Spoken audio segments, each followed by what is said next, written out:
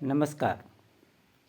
आप सभी का फिर से एक बार स्वागत है हमारे YouTube चैनल प्रेम की बात आपके साथ में।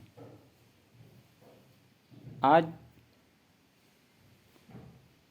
चर्चा करते हैं अभी देश में जो लोकसभा चुनाव आ रहे हैं उसमें एनडीए की सरकार बीजेपी की जो है उसे रोकने के लिए विपक्ष ने एक गठबंधन बनाया जिसका नाम INDIA इंडिया रखा। आपको याद होगा जब ये नाम का गठन हुआ उसमें नीतीश कुमार जैसे नेता इस नाम को रखने पे आपत्ति भी जताए थे, लेकिन कहा यह गया था कि ये नाम जो है राहुल गांधी ने सुझाया था और उन्होंने ही रखा। उस मीटिंग के बाद हर एक मंच पे, हर मीडिया चैनल पे उसको भारत का स्वरूप दिखाने की कोशिश की जाने लगी कि ये सिर्फ नाम ही नहीं है, ये पूरा इंडिया जो है वो इसके साथ जुड़ गया और इसके वजह से हम बीजेपी को इस बार 2024 के चुनाव में हर हाल में रोक लेंगे और इस गठबंधन की शुरुआत हो गई। इससे पहले भी चुनावों में कई नेताओं ने विपक्षी गठबंधन बनाने की कोशिश की थी, चाहे वो ममता बनर्जी हों, शरद पवार हों, एन चंद्रबाबू नायडू हों और भी कई नेता इस प्रयास को करने की कोशिश किए थे, लेकिन कोई भी सफल नहीं हो पाया। इस साल चुनाव को देखते हुए जब नीतीश कुमार ने बीजेपी से अलग होकर बिहार में महागठबंधन की सरकार बनाई और सरकार बनने के बाद लालू यादव के सहयोग से जिस प्रकार से एक नए गठबंधन बनाने की मुहिम की शुरुआत हुई, इसका श्रेय कहीं न कहीं नीतीश कुमार को मिलना चाहिए और उन्होंने बहुत हद तक अपने प्रयासों को अमली जामा पहनाया और सारी विपक्षी पार्टियों को एक साथ लाकर एक अलायंस बनाया। लेकिन इसका फ़ायदा नीतीश कुमार को आज के डेट तक क्या मिला ये आप सभी को पता है। इवन नीतीश कुमार ही नहीं, जितने भी विपक्षी पार्टियां हैं जो इसमें शामिल हुई है, आज इस गठबंधन का ऐलान होने के बाद 4 मीटिंग हुई, अभी परसों ही वर्चुअल मीटिंग हुई। अभी तक इसका क्या नतीजा निकला है, इसका क्या रोड मैप है, किसी भी चीज़ का कोई भी क्लैरिटी देखने को नहीं मिला है। क्योंकि पहले भी मैंने इस बारे में बोला है, हर एक विपक्षी दल के नेता और उनकी जो महत्वाकांक्षाएं हैं वो इतनी ज़्यादा हैं कि वो चाह करके भी कभी एक नहीं हो सकते। वो एक कहावत है ना,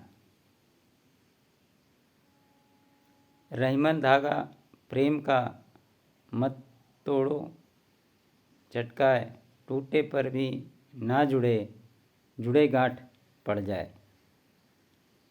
आप एक बार टूटे हुए धागा को बांधकर जोड़ तो देंगे, लेकिन वो पहले जैसा नहीं रहेगा, उसमें कहीं ना कहीं गांठ रहेगी ही हमेशा के लिए। वैसे ही यह विपक्षी गठबंधन है जो कई गांठों से भरा पड़ा है और उसको खोलना असंभव है। और यही कारण है कि जिस मुहिम को नीतीश कुमार लेकर चले वो यहाँ तक पहुँचते पहुँचते कई गांठों में बंध गया। आपको ये भी पता होना चाहिए और ये जायज़ भी लगता है, अगर आप शुरू से देखें तो एकदम बहुत स्पष्ट लगता है। नीतीश कुमार ने शुरुआत में ही कहा था कि 1-to-1 फाइटिंग का फॉर्मूला होना चाहिए। और पहली बैठक जब पटना में हुई थी उसी समय सीट शेयरिंग की बात उन्होंने की थी कि सबसे पहले सभी पार्टियों के अंदर अंडरस्टैंडिंग हो जाए, सीट शेयरिंग हो जाए, ताकि ये क्लियर मैसेज जाए कि कौन कहाँ से कितनी सीटों पे लड़ेगा, किस राज्यों में, उसके हिसाब से वो अपनी तैयारी कर सकें। और इसके अलावा जो कंबाइंड रैली की प्रस्तावना थी, जो विधानसभा चुनाव होने थे, उसमें सभी दलों को मिलकर एक मंच से अपनी एकता को दिखाना था। रैली जो भी होती उसे करना था, ताकि ये पब्लिक के बीच में मैसेज जा सके कि हाँ, ये जो गठबंधन बना है वो वाकई में नरेंद्र मोदी को 2024 में टक्कर दे सकता है। लेकिन इसके विपरीत ऐसा कुछ भी देखने को नहीं मिला। सिर्फ एक जगह मणिपुर की जो घटना हुई थी उसमें सारे दलों के नेता, आपको याद होगा कि साथ में गए थे, उस मुद्दे को उन्होंने उठाया था। अगर इस एक इंसिडेंट को आप छोड़ दें तो आपको दूर दूर तक कोई भी ऐसा इन्वॉल्वमेंट इन नेताओं के बीच में देखने को कभी नहीं मिला। चाहे 5 राज्यों की जो विधानसभा चुनाव हुई थी उसमें आप देख लें, और वहीं से ये इस गठबंधन की शुरुआत नहीं थी। इस गठबंधन के पतन का शुरुआत हो गया था। ऐसा मैं क्यों बोल रहा हूँ? 4 बैठकों के बाद भी जब ये नेता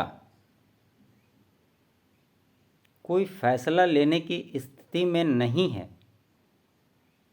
और 2024 का चुनाव अब सर पे है, ये क्या दर्शाता है? अभी लास्ट वर्चुअल मीटिंग हुई है,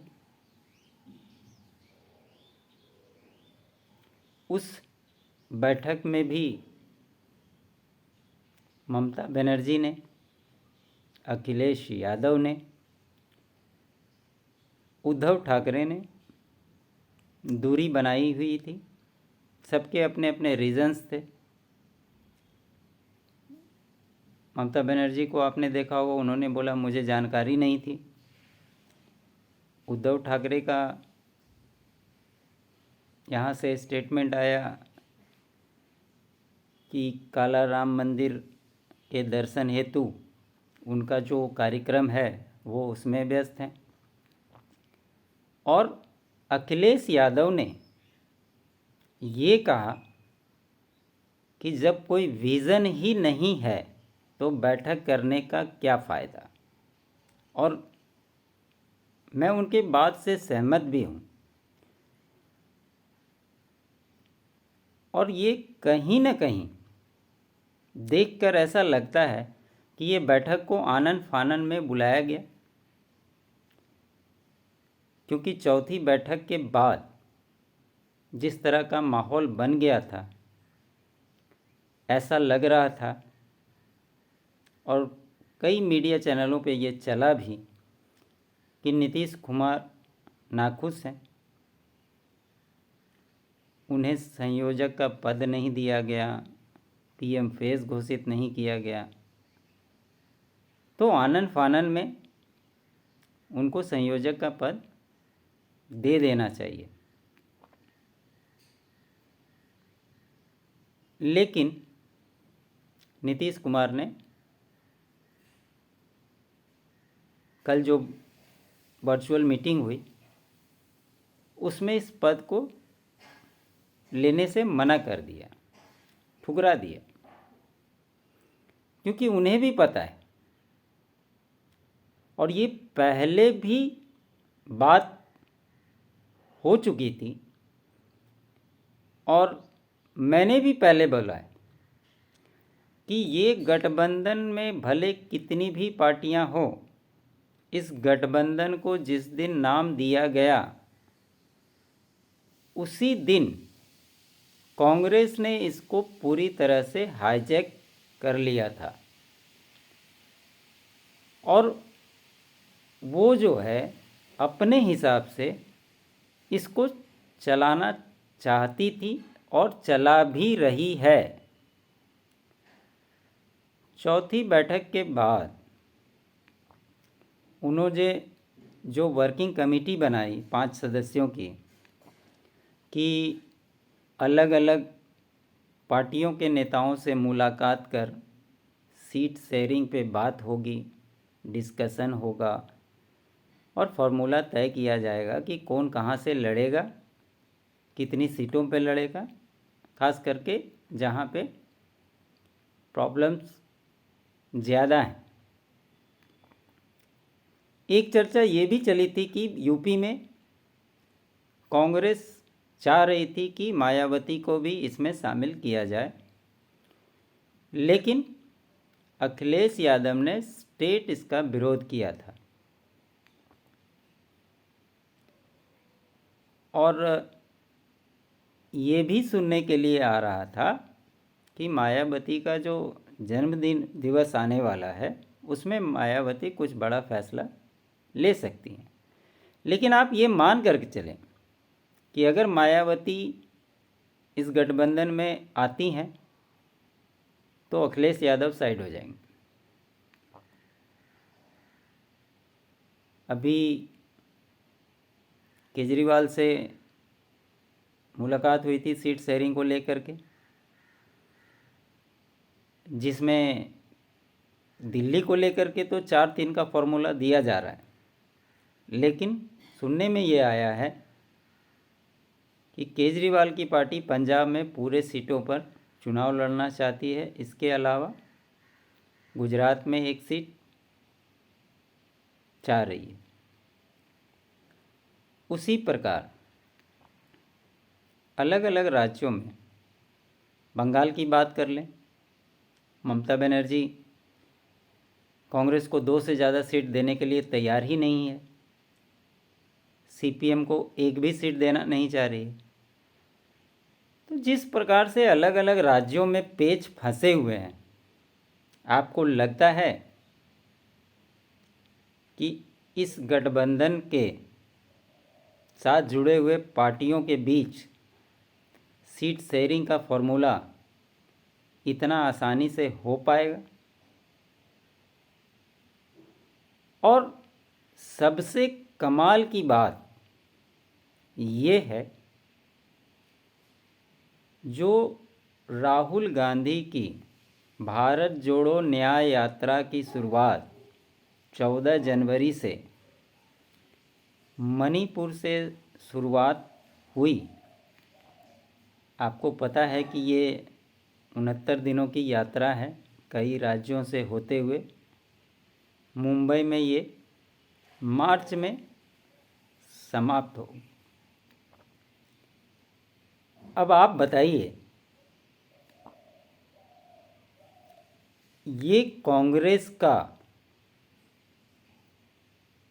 अपने यात्रा को किस प्रकार से, जिस प्रकार भारत जोड़ो यात्रा हुआ था, उसी का दूसरा प्रकरण और इससे होने वाले फ़ायदे को आप कैसे इग्नोर कर सकते हैं? कांग्रेस सिर्फ ये चाह रही है कि इस यात्रा में जितने भी राज्यों से यह यात्रा गुजरे और जो पार्टियां अभी INDIA गठबंधन में शामिल है, इस यात्रा से उस राज्य में उनके साथ जुड़े, उनको सपोर्ट करे और एक नैरेटिव सेट करने की कोशिश की जा रही है कि हम सब एकजुट हैं। लेकिन आप बताइए कि इस समय में ये जो यात्रा हो रही है, यहाँ से जब इस यात्रा समाप्त होगी, मुझे लगता है उस समय तक आचार संहिता लागू हो जाएगी और 2024 के चुनाव के लिए बिगुल फूंका जा चुका होगा। तो कहीं न कहीं कांग्रेस की मंशा यह साफ दिखा रही है कि वो सिर्फ अपना फ़ायदा देख रही है और उसी के हिसाब से अपने कार्यक्रमों को तय कर रही है और उसको अंजाम दे रही है। अब आप सोचिए, जो बातें मीटिंग में पूरी नहीं हो पा रही हैं, वो ये लोग सोचते हैं कि वर्चुअल मीटिंग के दौरान बात करके आराम से उसको कर लें। कल की बैठक में सिर्फ एक चीज़ ये हुआ कि खड़गे को प्रेसिडेंट बनाया गया इस गठबंधन का। तो नीतीश कुमार ने संयोजक पद लेने से मना कर ही दिया था और उन्हें ये पहले से पता था कि अगर उन्हें संयोजक बनाया जाएगा तो उनके ऊपर किसी न किसी को बैठा दिया जाएगा और ये चाह करके भी अपने हिसाब से कोई भी काम नहीं कर पाएंगे। ये नीतीश कुमार बहुत अच्छे से समझ गए थे। इसीलिए आप पहली बैठक से लेकर अभी तक जितनी भी बैठकें हुई वो हर बैठक में नाराज होकर के ही निकले और तभी से यह अनुमान लगाया जाने लगा कि बिहार में वो कुछ बड़ा फैसला 14 जनवरी के बाद लेंगे। तो इन सारी तमाम घटनाओं को देखते हुए आप बताइए कि ये जो इंडिया अलायंस बना है ये क्या नरेंद्र मोदी को 2024 में रोक पाएगा? मुझे तो ऐसा होता हुआ प्रतीत नहीं दिख रहा है। और इसमें एक बात यह भी है, जिस प्रकार से राम मंदिर का विरोध विपक्षी गठबंधन कर रहा है उसमें आपसी सरफुटौल हो रही है। कुछ लोग उसी पार्टी के सपोर्ट कर रहे हैं, कुछ लोग जोर शोर से विरोध कर रहे हैं। उसमें शंकराचार्य को लाया जा रहा है और भी तरह तरह की घटनाएं जो हो रही है। यकीन मानिए 2024 चुनाव के बाद जिस दिशा में यह गठबंधन जा रहा है, चुनाव के बाद वहाँ सिर्फ अंधकार ही नज़र आने वाला है। वहाँ से देखने पे दूर दूर तक कोई भी प्रकाश इनको नज़र नहीं आएगा। ये मेरा स्पष्ट मानना है। आपको ये मेरा विश्लेषण कैसा लगा मुझे कमेंट करके बताएं। अच्छा लगा लाइक करें, शेयर करें। चैनल अगर सब्सक्राइब नहीं किया है तो सब्सक्राइब ज़रूर करें। आप सबों का बहुत बहुत धन्यवाद।